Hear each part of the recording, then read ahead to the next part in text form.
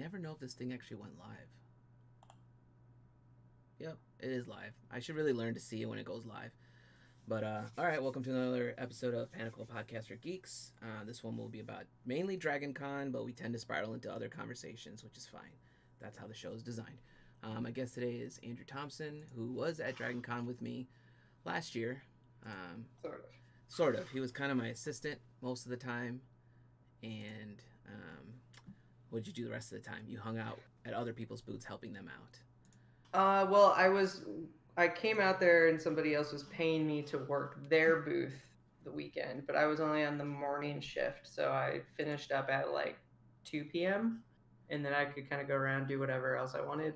So I would usually come bother you for a little bit, and then anybody else I knew in the show. So I would wander around like Artist Alley, offer to grab stuff for people, watch their table if they needed a break, that kind of thing.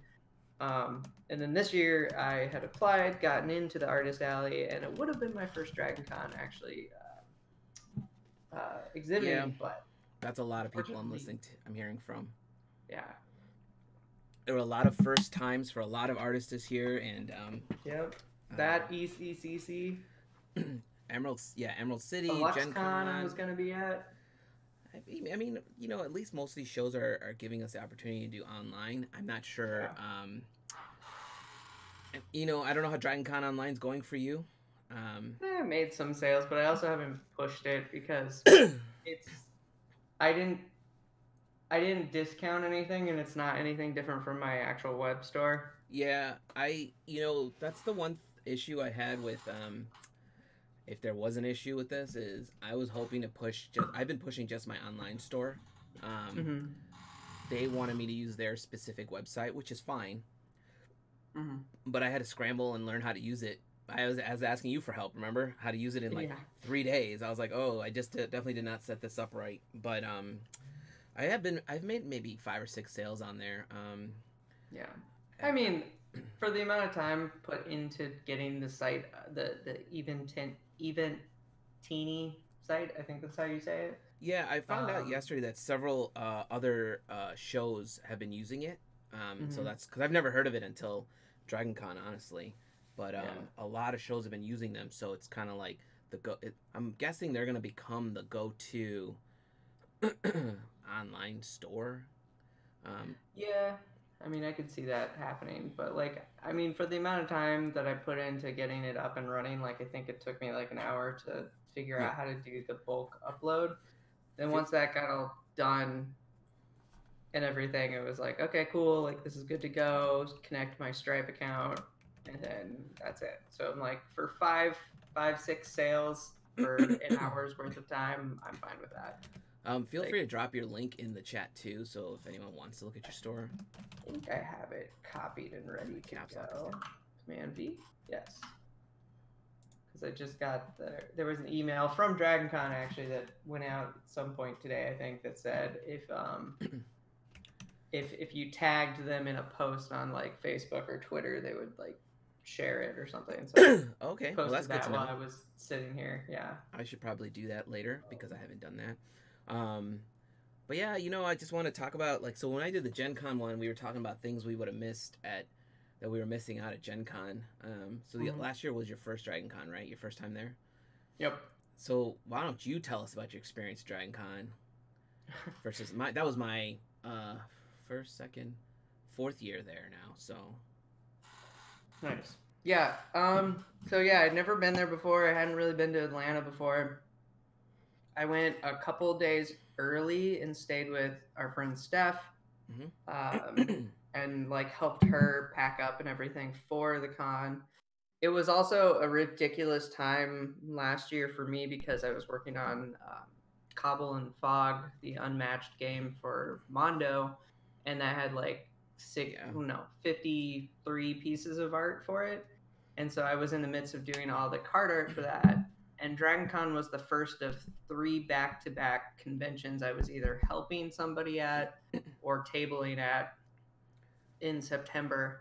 So I like flew out for Dragon Con, got home, was in Columbus for a day, turned around, flew out to Salt Lake City for a convention that I was tabling at, came home, was here for 3 days, turned around and flew out to MondoCon in Austin, Texas to help Erica Williams and network at MondoCon, since at that point I was already doing the game with Mondo and Restoration. So I figured it was a good way for me to kind of go down there, meet some of the people I was actually working with, and kind of network a little bit more.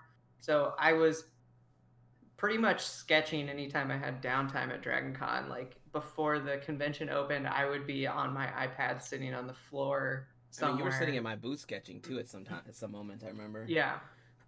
Yeah. So I was always sketching on those and then like sending off thumbnails to the client before the show opened, and then working, and then after that going back to working on those thumbnails. But yeah, so I had never really been to Atlanta, got there, didn't quite know where I was going some of the days. The artist that I was working for in the mornings, one day when I actually went over to visit you for the first time over at the art show, he was like, "Oh, do you know where you're going?" I was like, "No." And he was like, "Oh," he's like, "I'm almost tempted to have you navigate me there and see how long it takes you to figure out where the art show is." and I didn't fully grasp what he meant by that until we got to the art show, and then I was like, "Oh, this is way different than any other con I've ever been to," because if anybody hasn't been to Dragon Con before, it's spread out across a bunch of different buildings, and it's in downtown Atlanta, so you're just like walking in the streets. There's so much stuff to see.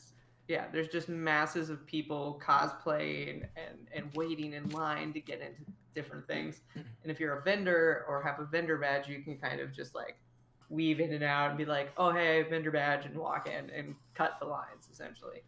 But yeah, it was a really cool convention. It was on a scale that I wouldn't say I'm not used to, because like Gen Con's huge. It's a pretty big show. But like it's different in its own way. It's like its own animal. I mean, I think the thing that threw me off with Dragon Con the first time I went there was like the variety. Like, you know what to expect out of Gen Con. It's board games, and a bunch of people love board games and art. But Dragon Con's got like everything. Yeah. It's like being at Disneyland, but at a convention. Yeah. Because it's even got the costumes, right? You know, all this. The cosplay is. The only time I've seen that many cosplayers is San Diego Comic-Con. Nice. Next to Dragon Con, obviously. And San Diego is also its own level of fandom. But, yeah. But yeah, I remember my first time trying to navigate through there. I got lost in the mall / food court trying to get to the art show. And then... Oh my god, the food court. It's just chaos because it connects to everything, right? It's like an open portal to everything. You can get to the train from there. You can get to the bars from there. Well, that one day you wanted me to go get food for you, and then I got food for Steph too. Like, it took me like an hour to get there and back because I got lost on my way to the food court. Because I hadn't actually been to the food court yet. And then you guys were like, "Oh yeah, it's just like, you know, go up here, go right, go down this thing, go right here." And I was just like, "Okay." Yeah. You're like, I got it, don't worry. We're like, no, you don't. I was like, if I don't come back in like 2 hours, come find me. Yeah, I mean, my first time there was, you know, walking around and learning things by myself. I had a bunch of artist friends who were in the show who had done it for so many years, who were just like, here's these cool little secrets that you can do, you know, to cut through things. Yeah. And people who haven't been to the art show part of it. Even last year I had people who came by my booth who were like, "Dude, I've been coming to Dragon Con for like 10 years and I never realized there was an art show down here." Last year was the first time though I saw giant signs by the escalators pointing down saying art show downstairs, which I feel like helped us. I don't know. Okay. And one of my complaints to the people running it, I shouldn't call it a complaint, it's more of a suggestion, is to market the art show a little bit better. So people know we're down there, because I think they used to all be in the same room, like the artists that are in the vendor hall now, and part of that and part of us used to all be in the same room, if I remember correctly. And then they separated it, and the art show is more breathable now because there's more space down there for Oh us yeah. to work. But people got to know we're down there, and Yeah. I mean, I still did decent numbers, but I feel like I could have done better if. Also, there was an issue with the fire marshal not letting a lot of people in, which I understand. It's a fire hazard to have a ton of people in a clustered area, and What? you have hundreds of thousands of people that are waiting outside to get in. I'm Yeah. always curious to where the fire marshals are at San Diego Comic-Con because it is crazy packed in there. They're probably in the convention.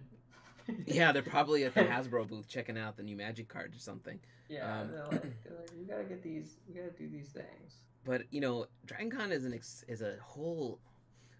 It's different than most of the conventions. There's a whole feeling in being there. It's Atlanta, so it's hot as hell half the time. Yep. The setup and breakdown is completely different than most shows I do. They have their own process for everything. But it's just kind of. I kind of miss being at the show this year because it's like a fun time to hang out with your art family, and it's like Gen Con. You get to meet up with all your friends and just relax at the end of every day, and there's a lot of love at that show for us as artists. Oh yeah. Versus, I'm not gonna name conventions, but there are some conventions you go to where you're just kind of standing there, and you're just kind of there, Yeah. and you're like, Yeah. oh, I could be anywhere but here, and I'd be happier, Yeah. But Dragon Con's its own, like, people come find you because they want to find, like, I had people stop by my booth who are like, oh my god, I'm so happy you're back again this year, And that's a cool feeling. Oh yeah, like that's, like, yeah, there's some cons that like treat their artists and treat their exhibitors so well. Yes, like, exactly. One thing I was so impressed by when I did MondoCon or helped Erica with MondoCon, was that like the volunteers at MondoCon will come around and they'll be like, do you need anything? Do you need any water? Do you need this? Do you need that? She was telling me that apparently, like, if you ran out of like plastic bags to like put prints in, they'd like go out and get you plastic bags to put like MondoCon does that? Yeah. That's they cool. also bring you lunch. Like they will drop off a little thing to like order what you want, and then they'll bring you like tacos or whatever from the food truck that's outside. And like they'll offer awesome. to watch your table for you. Like they're so sweet. Oh my god. So Dragon Con has people that'll watch your booth for you, but they don't do the extra food, and that would be nice if somebody went and got me supplies when I ran out of stuff. Yeah, the like food that game was is always that was the something hard part. that always blew my mind. The food game is always the hard part. I'm lucky I had you last year to make food runs. I had Raina and I had you, and I would just take shifts between you two, because it was nice. It's always nice to not have, depending on the show, it's nice to not leave your booth, right? Like, at Gen Con, I had Sean Murray, who was just like, I'll go get food. I'm like, cool, bye, thank you. I always get nervous leaving my booth with somebody because I feel like they don't. So you guys know how I run my booth, so you guys are fine in there. But when you have a volunteer, it's nerve-wracking for them to be like, I don't know what I'm supposed to say or do. Yeah, that's. I mean, I remember Zoe Robinson was super nice and ran my Gen Con booth for me last year while I was at the Renegade signing. And she I do remember that. She had a bananas time in there because she was like, I was making a sale like every 10 minutes. And Sean was in charge of my credit sales, so Sean was swiping the card. Dude, I was literally gone for an hour and I made so many sales. Sean had to like forward all this money to me from his credit sales, and I was just like, welcome to Gen Con. Yeah. Thanks for watching my booth, I'm trying to think what else about Dragon Con. I don't know if you got a chance to hang out on the strip at all. My first year at Dragon Con, I would go hang out on the strip just to get the feel for the whole show, and it's a thing, right? Like my friends, I had friends there who are from Georgia who did the show. I think my first year there, it was their 19th year there or something. Damn. Yeah, and they always they're one of those people. They're a group of friends who they stay at the Hyatt, so I use that to my advantage. I drop off my artwork at the Hyatt when I get there, and I leave it there till it's time to set up at the art show. But there are a group of people who I don't know if you know this, but people who stay at those hotels re-up when they check in. That's crazy. So you check in for the show let's say Dragon Con's happening right now. You show up at your hotel, you check in. They say, hey, do you want to re-up for next year? You just put half down now, and you pay the other half later, I guess. And that way, the hotels are guaranteed to be booked up for Dragon Con. And my friends have been doing that for like 19 years, you know? Hey, Scarlett. It's cool to a degree because you're like, don't have to worry about a hotel room next year. It's done deal. But it's also stressful because if you don't have the money and you want to re-up, you know? And these guys try to get lower tier rooms every year because they don't take because if you've been in the Hyatt, you know the elevator situation there it's just not happening. You got to either take the escalators or walk the steps, right? And they I think last year they were on the 7th floor, and they took the stairs every day. Oh, they might have been higher. If Stuart logs in, we can ask him. But they would like walk up and down the stairs every day, and I was just like, cool. Gotta get your steps in. Yeah, I mean, you get your workout in because you're drinking all night too, right? And then there's also I don't know if you got a chance to check out the Marriott at night. It's my first year there. I went into the Marriott. So my first year at Dragon Con was the first year I ever got the worst case of con crud I've ever gotten at any show. Like, I'm talking, I got home and I was running like 104, 105 fever. I was like sick, just like wouldn't talk to anybody all week. Like, I was like, I'm totally dying. And I realized I finally got the worst con crud from any show I've ever done. And it was from just hanging out with art friends at the Marriott, which is a petri dish of people. But it's a fun time, right? You're like there's this like, I don't know what you would call it. Petri dish. Well, it's like people are like it's like being on like if you've ever been to San Diego, outside is where all the cosplayers tend to hang out because that's where you get your photos taken and you end up on the news and all that stuff. The Marriott is where like the bulk of the cosplayers are all hanging out. So you go to the Marriott, you'll see all the costumes, and they're elaborate and fun to look at. You know, like some people put some serious time into those costumes. And then there's I forget what it is. It's like a column that's in the middle where people dance on top. There's like usually a DJ up there, and nice. It's if you go up there, you can see everything. And I remember my first year, I was so excited to be there. I skipped the Marriott pretty much every year after that. Like, I would take friends there and be like, there it is, have a good time, I'll see you later. But I was too scared of getting that sick again. It was, and I stopped, that was also the year I stopped sharing drinks with any artist in the group. Like, I would always be like, you know, if an artist was drinking something, be like, this is really good, want to try it? I'd be like, yeah, sure, this is good, you're right, you know? Yeah. But in my head, I was like, sharing drinks is a horrible idea, don't do that anymore. Yeah, probably. And stay out of the Marriott. Unless, you know, you want to, I mean, I'm not saying it's a bad thing. It's fun. It's fun in there. Yeah. But I remember I also checked out I remember one year Eli and I went with a group of artists to check out a dance party. It was an 80s. Yeah, especially in this day and age, Scarlett. Yeah, you're right. Like, I wouldn't go in there at all now. I mean, there's a reason none of us are at Dragon Con right now because I think all the artists fought pretty hard to stay out of the shows because none of us wanted to get sick.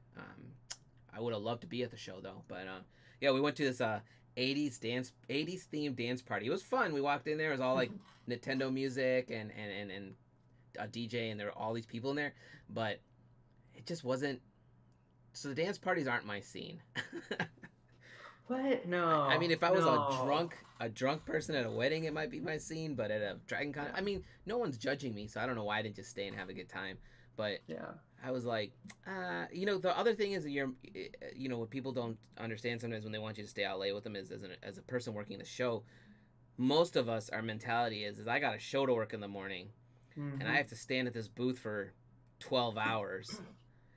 And if you show up in my booth and I'm hungover and grumpy, you're probably not going to want to talk to me, you know. Still usually happens at least one of the days of Gen Con. It will, because there's that one night where we're all just like, we're going to live as hard as we can.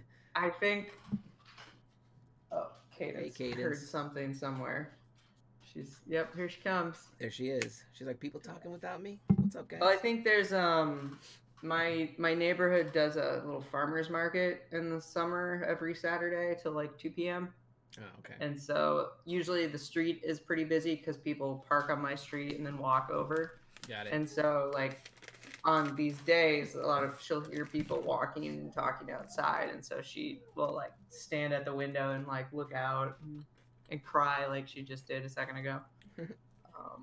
But uh, yeah, I feel like what was it? Gen Con last year. I went pretty hard this Saturday. Y'all Like, went to that statue and stuff without me, man. I was well, like, we did the statue thing. I think that was Friday it was Friday or Saturday we did that, and then we like went back to the Airbnb that we were all a lot of people were staying at and partied pretty hard.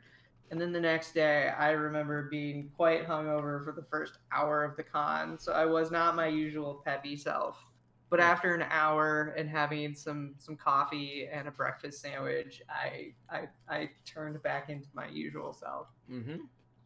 And usually I can fake it pretty good because like I know you know about this, but I used to work at a summer camp, and so like we would have to wake up at like 8 a.m. every morning and sing songs to children Oh, before eating breakfast and having coffee. So I can fake being awake and being excited. I expect you to wake me up to songs next time we're rooming together somewhere. Cause what the hell, man? You say that now. I mean, you might have Do a you really lovely want to wake voice. up to Baby Shark No. and then this in your ear? I take back my last statement. Because that's what's gonna happen. Huh. I mean, I guess There's it depends also on a your song roommates called too. Rise and Shine No, that's really repetitive. my roommates at DragonCon have always been fairly low key. I tend to room with people who don't want to Yeah. party all night. I love the Hmm. fact that like I believe Von House does this when they get Airbnbs. They do a party Airbnb and a quiet Airbnb, and I'm always like, brilliant. Since I was gonna, it's funny that you say that because I was gonna mention how like your experience of like Dragon Con and going to like the strip and going to the parties and stuff is so different from like my first experience there because like last year since it was my first one, I ended up staying at an Airbnb with the Vaughn crew, or part of the Vaughn crew, Yeah, and we were the quote unquote.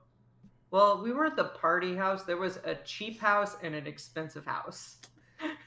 the cheap house is probably the party house. The cheap house was kind of the party house, but we didn't really do anything crazy. Like Okay. we had a couple nights where we were up late, but like I had so much work to do for Cobble and Fog that like I was just sketching pretty much Mm-hmm. constantly. And then like some other people were getting ready for their school to start up because Sang, I think that was her like senior year. Mm-hmm. So she was like asking us to give her portfolio reviews. So like a bunch of us like looked through her portfolio and gave her reviews, and we did that. There was one night that I went out to eat with Steph and Justin, which I'll circle back to that in a minute. But like in general, like every night we just went back to the Airbnb and hung out there because typically what we like to do is we'll just go grocery shopping like the first night we get into a convention, go back to the Airbnb. We have our food for the weekend, and that way we're also eating healthier. That's a good. Um, Yeah, that's what we did too. yeah, we also usually get some wine and other booze, and then we just go Yep. back to the Airbnb and kind of hang out there because that's kind of I feel like that that crowd like the Vaughn crew and like You hang out. Yeah, it's a good. They're a good I group of feel people like to hang out with. well I feel like I mean I would even put you in that crowd of like being the like quote younger generation of convention artists or like the newer generation of convention artists because like Yeah, I hear what you're hearing saying. all the yeah hearing all the people in the like last generation of convention artists like talk about cons, so it's like yeah we just like party hard and like go nuts and like Yeah. go dancing and all this stuff. And then like our thing in the last like year and a half has basically been get an Airbnb, have like 12 people there, and then just go back to the Airbnb at the end of the con, like maybe pick up food on the way Yep. back, and then Yeah. just like chill, talk, draw, and have a fun Yeah. time. I think like every in the last 2 years, the conventions I've done have all been that way. Like I just get an Airbnb versus a hotel, hang out with friends. We stock up on food and booze and keep it in the Airbnb so we can all just hang out at the end of the show and show Yeah. up somewhat refreshed the next day to work. But also we Yeah. didn't I'm not saying we didn't stop at a place on the way home, but we didn't stay out all night. I used to like my first couple earlier on in the shows, I'd stay out all over. I mean, you and I remember we were at Origins that one year. We were literally bar hopping Yeah. to the next spot, and there's a point where I was just like, I'm tired. Slowly walking back to your hotel and my apartment. Yeah, and I had to carry that. So people don't know, I used to have that rechargeable battery that sucked. That thing got heavier and heavier. Yeah. But yeah, I mean, last year I did the same thing. Like, Gavin and myself and Michael Nanimivable got an Airbnb. I don't know if the feed is looking funky for anybody else, but it is for me. That looks fine on my end. All right, so it's just my system, whatever.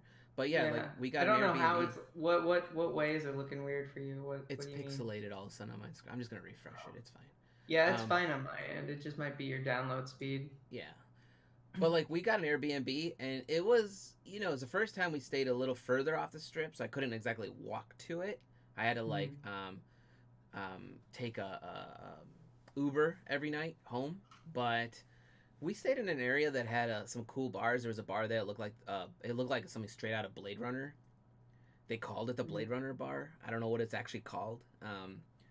But Has no name. we had stocked up on food. We drank in the room.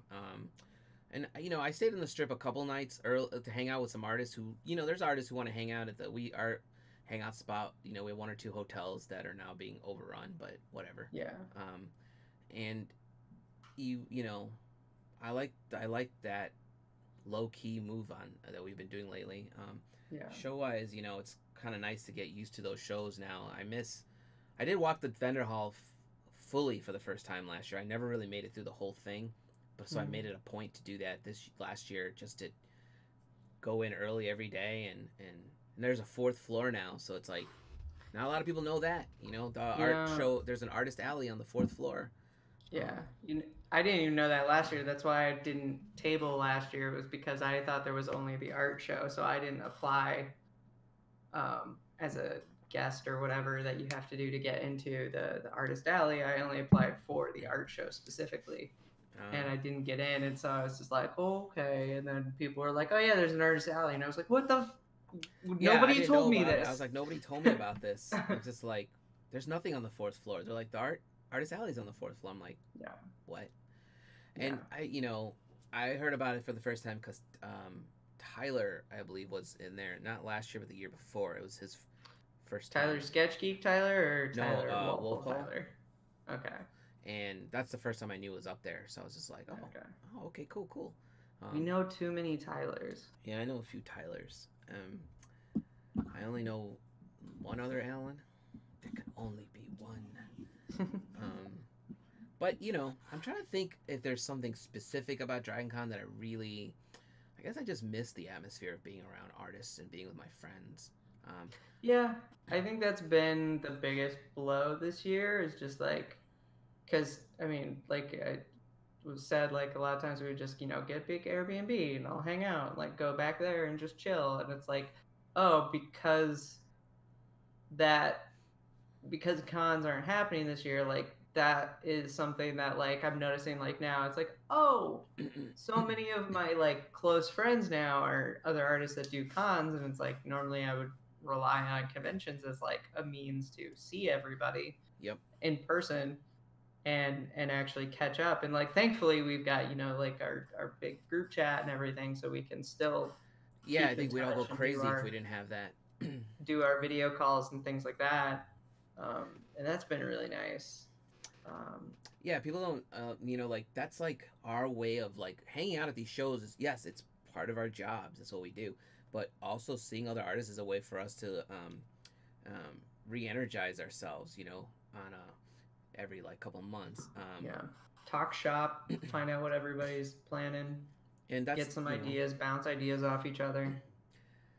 Yeah, I mean, and also like we're lucky we have Discord, and we have the Discord channels that we all hang out in and talk to our friends, and like we can do video calls. It's just a different feeling when you're in the same room with somebody, and that kind of I've tried to plan a couple road trips. Like I wanted to come out and hang out with you and stuff, but it's like I got to go through some places that seem not 100% Yeah. safe. Related to that, I think Steph is planning another trip here. Okay. I mean, we'll talk like about that. your shelter. We could talk about that offline. We don't need to let everybody know our plans. Yeah, virtual is never the same as right. And yeah, next year for cons, I'm hopeful that by the end of maybe summer of next year we might be able to go back. But I'm not. Yeah. I'm not leaning on it. I'm trying. Focusing more on. This year was supposed to be the year I was going to focus more on online sales and push that so shows would become the secondary for me. Now you are. And now I am because I've been forced to do it, right? 2020 heard you and was like, okay. I got you, man. Here you go. I'm just going to cancel everything for you and put a little extra pressure on you. Yeah. And luckily, my wife still has a day job and works from home, so I don't have to live out of my car. But also, I have friends who would probably take me in if I was in that situation. All of us do. So we're not. I mean, nobody wants you. But it's like I felt for those artists when all those shows got canceled. I felt really bad for the artists who were like, I don't know if I'm gonna be able to make my rent.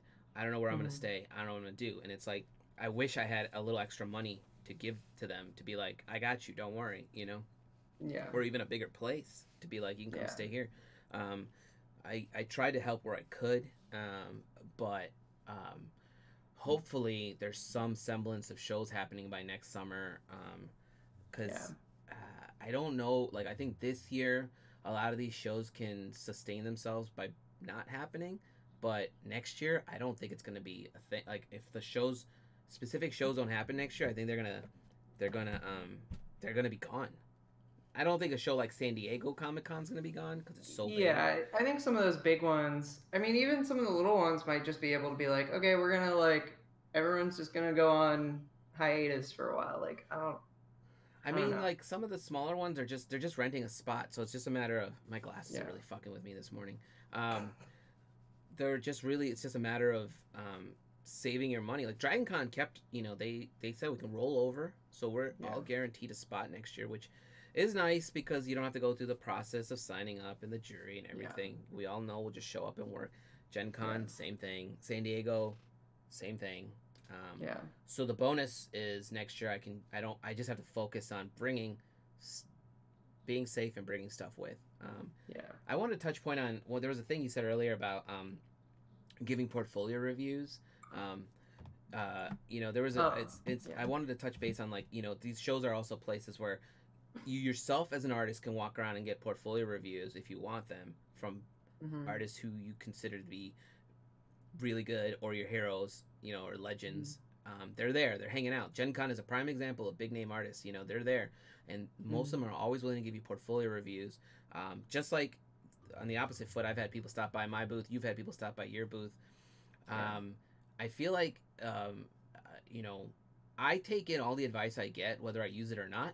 I try not to brush it aside because usually when an artist is telling you something, they're speaking from their experience, so they're trying to be like, hey man, don't make these mistakes that I made. Like you and I have spoken about how we've given reviews about, for example, when you work on a board game and how you have to thumbnail and submit your work and get it approved, so make sure everyone's on the same page, so you're not surprising them with an image later where they're like, I have no idea what the hell this is, and you're like, this is the thumbnail you approved, and they're like, no it's not. And then you're like, yeah, we miscommunicated somewhere. Yeah, it's one of those things where it's like, of course, that when you say feedback and taking feedback, it's always good to denote that is feedback that we have searched for and we've asked for. It's not somebody coming up to our table and looking at our stuff and going, there's too much color here. Exactly. Those comments we do not listen to. I'm sorry, but that's not what we're there for. Those comments and this looks like, thank you. But I'll go up and I'll ask for reviews sometimes of either art directors that are at a con or like Alan said, like artist heroes, legends, that kind of thing. Um, but yeah, I'll have. I've noticed that I have a couple shows that are kind of like my review shows, where like tons of people will come up and ask for reviews. Like C2E2 has become that for me, because last year, not this past like one in February, but last year, so 2019, I had like a student come up from some school in, I think, Chicago maybe, who was just like, oh hey, like I'm a senior, like I was wondering if you could give me a review. And I was like, oh yeah, totally, like I'm an adjunct, I teach like illustration at a college, like I'll totally do that. Mm-hmm. um, and I reviewed this, or I told them, I was like, oh, come back on Sunday and I'll have some time because I'll have a helper. And they came back on Sunday, but they also came with like three of their friends, and all their friends were like, can you review us too? And I was like, okay. Yeah. So I Yeah. so I ended up reviewing all of them, and then this year, all of them came back by, and a lot of That's them cool. were like, hey, we made changes to our portfolio. Do you mind taking a look at it now? And then I got some other like new people also asking for reviews.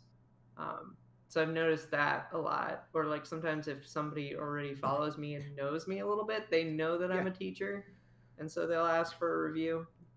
Um, I get a lot of like, and I think it's because I've done a couple shows where I talk about how I, my, I guess you can call it my philosophies on art.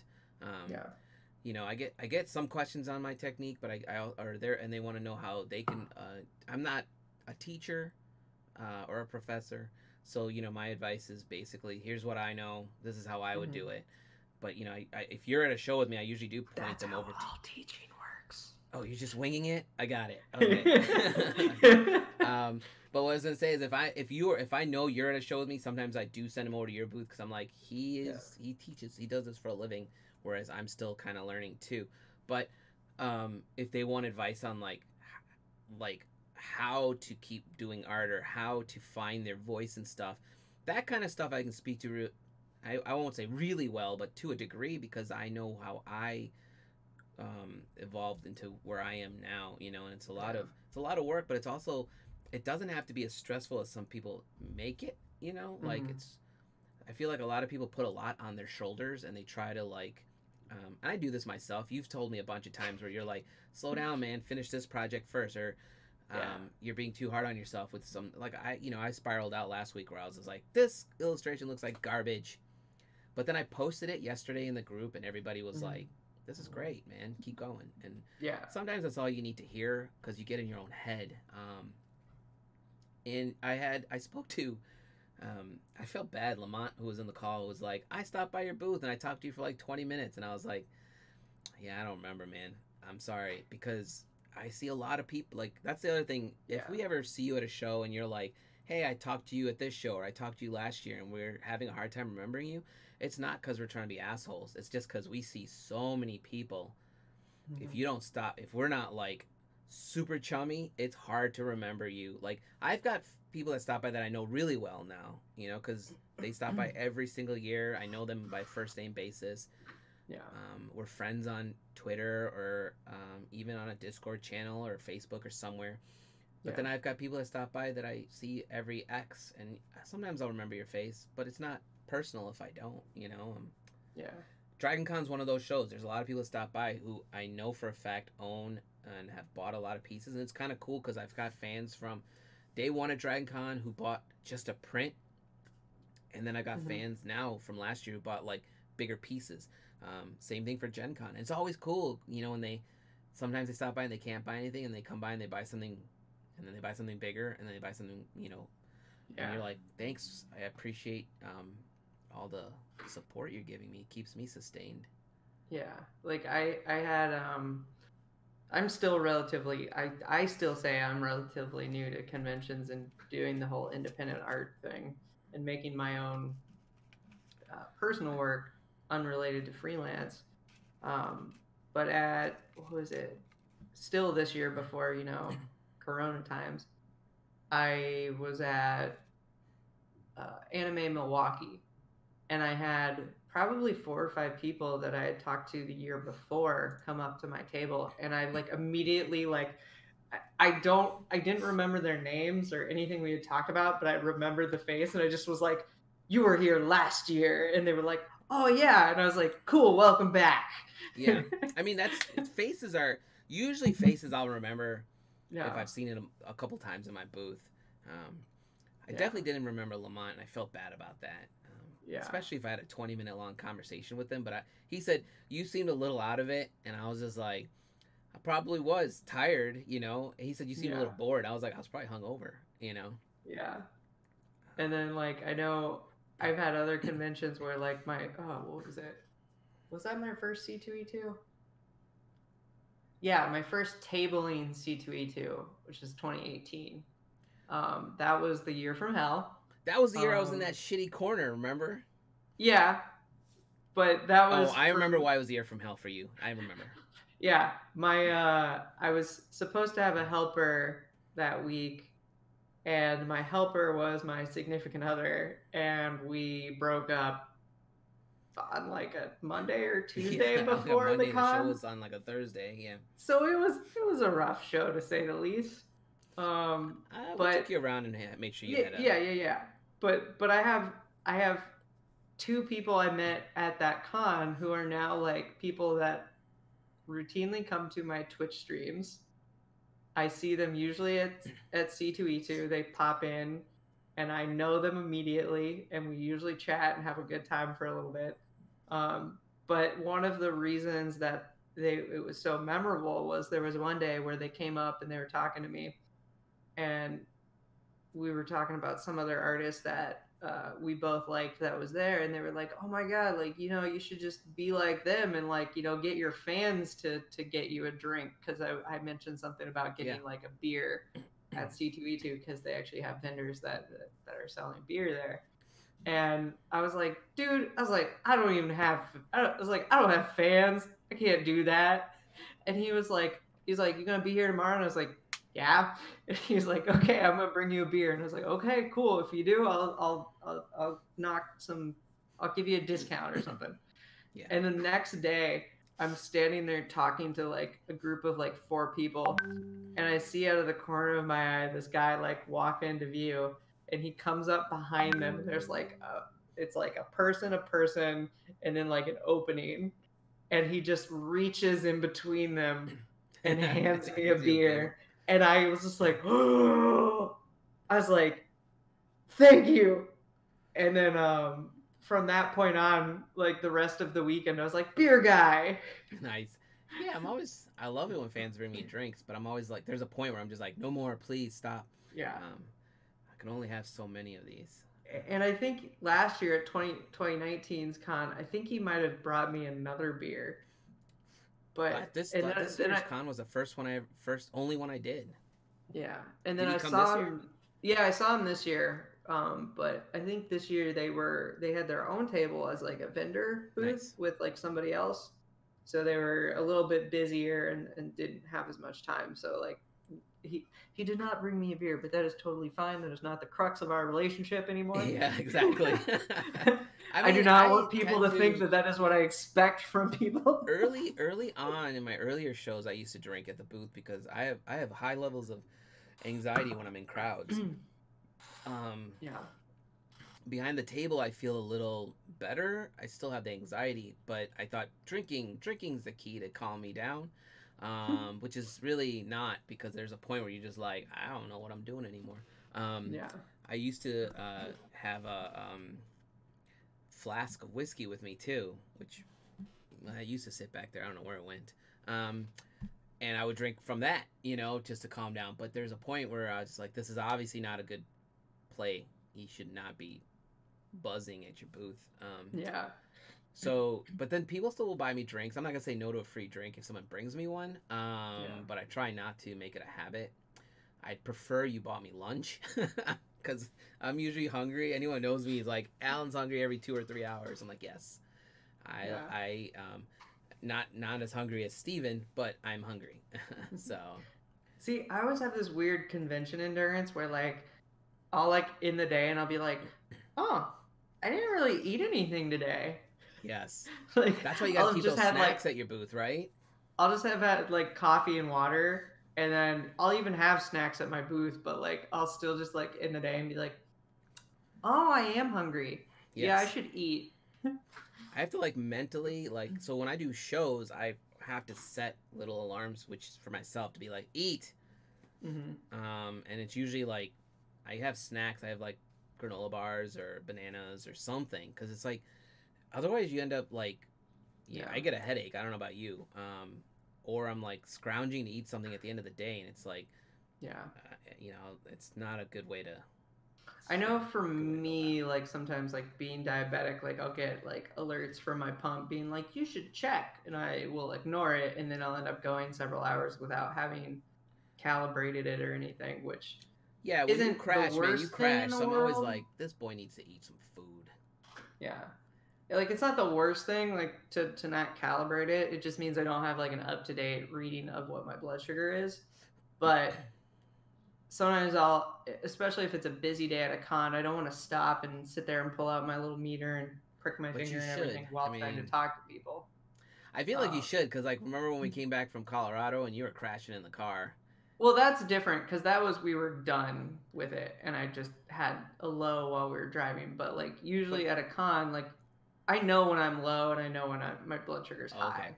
yeah. So like if I'm feeling low at a con, I'll just eat something to go up. But like I just I will sometimes if I'm really busy, I will put off checking to recalibrate it.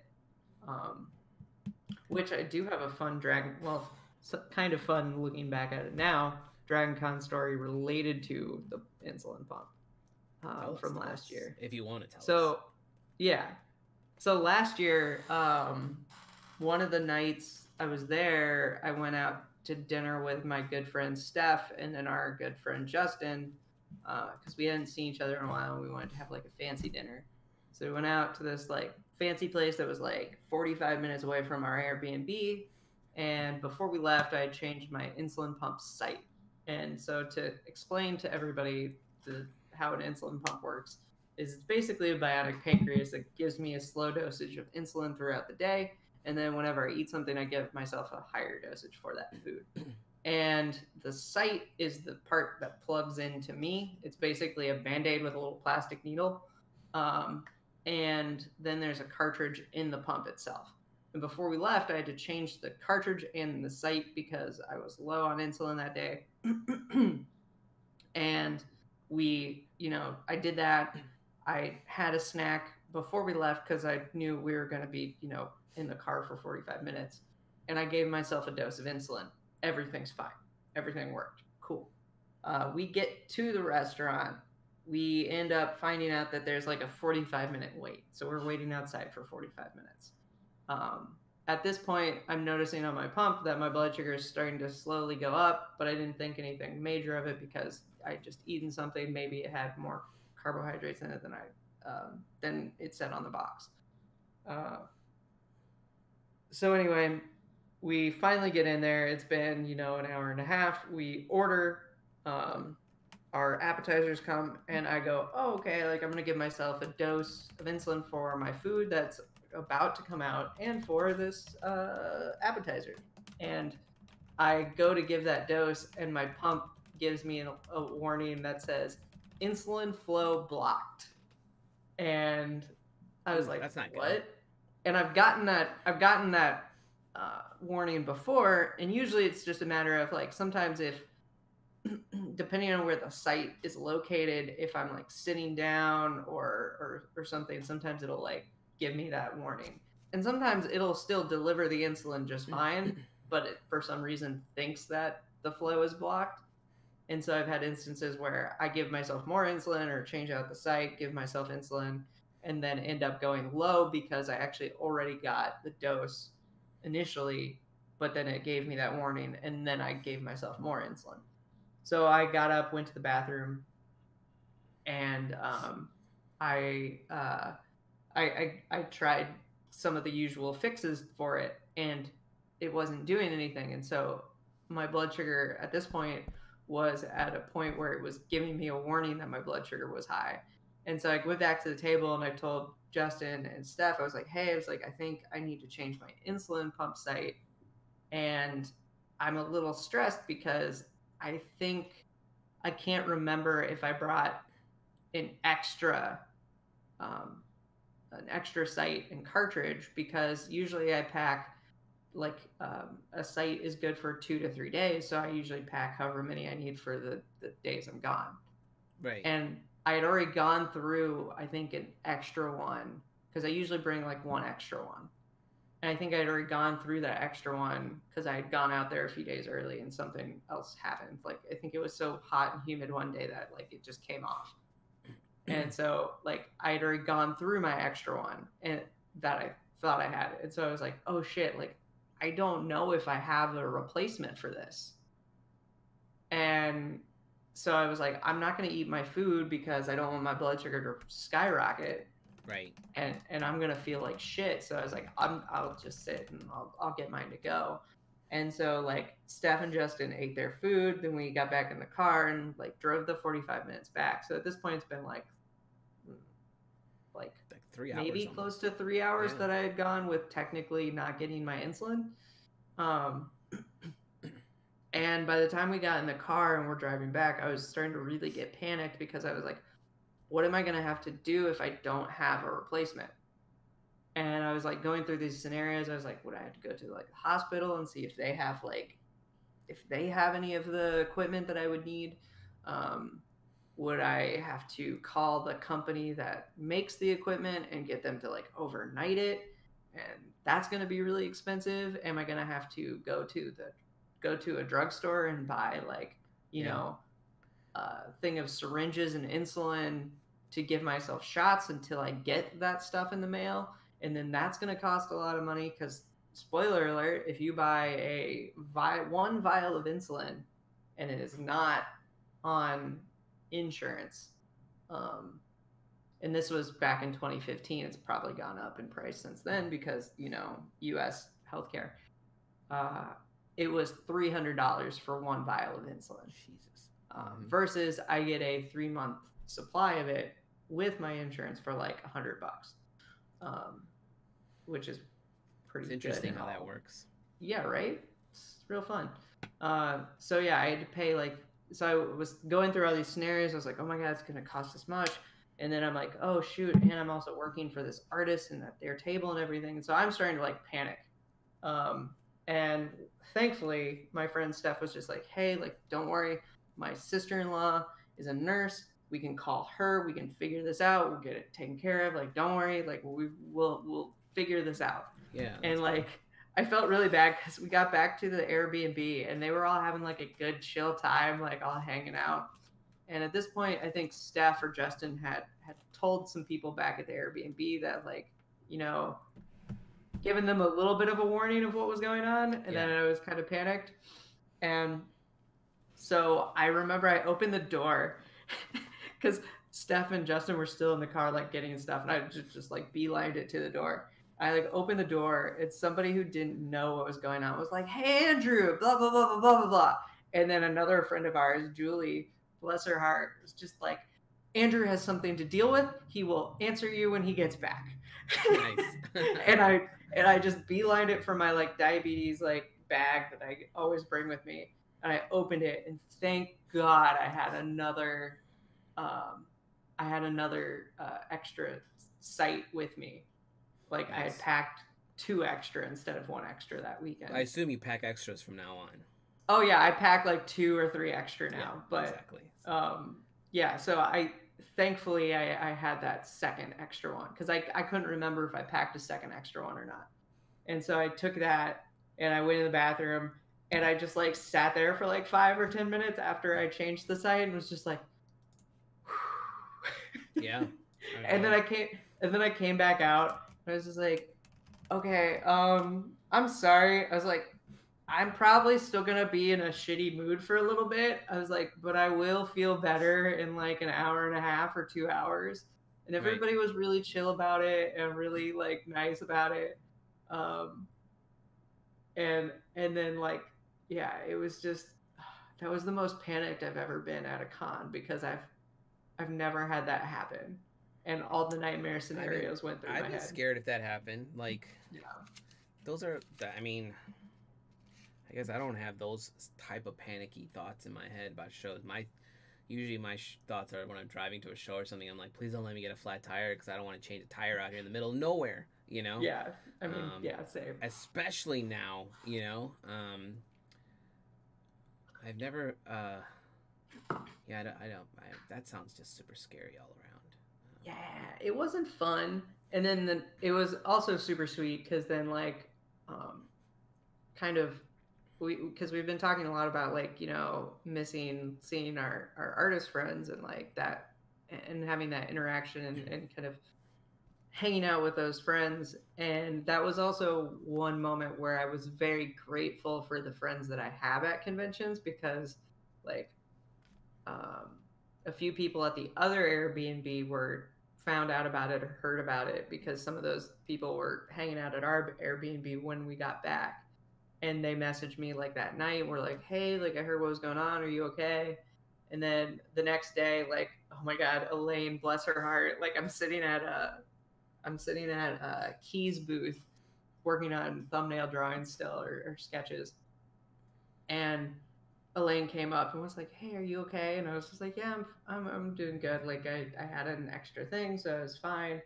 And then I told her, I was like, yeah, I was just really nervous because I've never had that happen before, and I was really stressed about what I would have had to do, and working like Yeah. working for somebody else and having to work for them at the con was stressful because it was like I didn't want to have to like cancel on them or anything like that. And she was just like, you know what? She's like, if you would have had to cancel, everything would have been fine. They would have managed without you. Right. Exactly.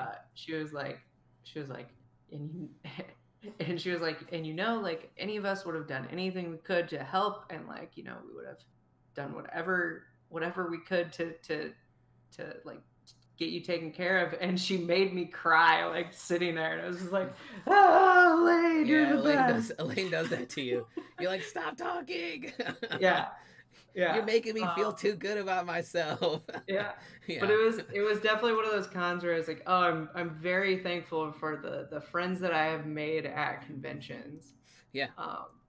And as stressful as that situation was, there was some good that came from it in the fact of reminding me that I need to remember that. Pack extras. I feel like Atlanta is the spot that gets us all like to. My only crazy DragonCon stories, I think it was 2 years ago. I was roommates with Eli, Tyler, and another artist I'm not going to name. But I got bit by a spider in the room, like up my arm. And that's when he became Spider-Man. I wish. I have no abilities that I'm aware of. Great power comes with great responsibility. Through the whole show, I looked at it. They say they bite in 3, so I had like 3 bites on my hand here. And I kept looking at it, and it was blistering, and I thought, it's fine. It definitely hurts, but it doesn't look that bad. But in the middle of the show, I looked at my hand, and it was like swollen. Like, damn. You ever take like a surgeon's glove and just blow air into it as a kid? That's what my fucking hand looked like. And I was like, oh, that's not good. And I was feeling kind of like feverish. And that's probably the only time I had a volunteer watch my table, because I had to go find a DragonCon EMT to be like, what's fucking happening to my hand? And they were like, that looks like a spider bite. And they gave me, I think they gave me Benadryl to let the swelling go down. And I remember I was at dinner with Tyler and them, and Tyler was like, yeah, that's definitely a spider bite. And it sucked because it was, they were, I don't know if any of you guys ever been bit by a spider, because they literally go from being swollen to disgusting fast. And I had it wrapped up, and I remember when I got home, my wife was like, it's not that bad, let me see it. She's like, that's bad, wrap it back up. And like every time I stay in an Airbnb or a hotel after that, because Tyler wasn't there the first night because him and I were splitting the bed. He thinks the spider was in the bed with me, and I tussled with it. I just rolled around on it, and that's why it bit me in so many different places. I had the hotel room go through there and clean out the whole room, because I initially thought they were bed bugs. But then ticks, they would just be on. Yeah, they would just be there. So now every time I stay anywhere, I have to check under the sheets and check everywhere to be like, is because spiders already freak me out. If everybody knows me knows Yeah. spiders freak me out, and to get bit by one, I'm like, fuck. But so yeah, welcome to Atlanta, where they try to kill both of us. They didn't Yeah. get us yet. Well, it wasn't Atlanta that tried to kill me. It was my pump that decided to fuck with me. But you were in Atlanta. Yeah, but it was still a very fun weekend. Like I still really enjoyed I still it. had a good time, man. I wasn't gonna be like. Yeah. It was scary when I saw my hand being all swollen, and I was just like, I don't know what this means. This has never happened before. But we need to wrap this up because it's been over an hour, and I need to get to a disc golf game. Oh, fancy. So, I hope the weather there is as nice as it is here today. It says it's supposed to be Like in about the 77, 70s. 80. And I can handle that because we usually play in some shaded courses. As long as it doesn't go past You're not 80. an outdoor person? I am not an outdoor person. I don't play well in the sun. So I have to like stand in the shade most of the time. But we should do I wonder if anyone else in this group disc golfs. But I'm hoping to do I don't know, like this today we did a call on Dragon Con. I'm hoping to do one on I've been really wanting to do one on X-Men, so I might do that one next week. If anyone's interested in the X-Men. But if anyone has any ideas, I'm open to ideas on different. I'm trying to pick different like geek culture topics and subjects. Obviously today we did one on Dragon Con because Dragon Con Online is happening.